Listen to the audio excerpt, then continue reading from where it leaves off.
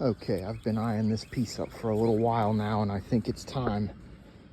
Okay, this time I've got a piece of eastern red cedar from Kentucky. Looks like we've got a lot of evidence of wood, and she's been sitting on the ground for a while.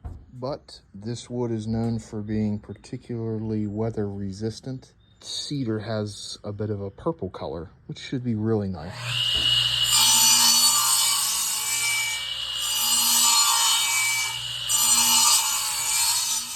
Okay, so you can see the pink.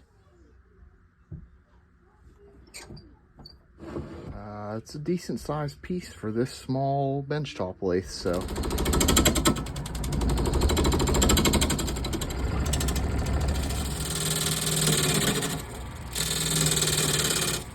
Looking a lot more manageable, and you can see the color.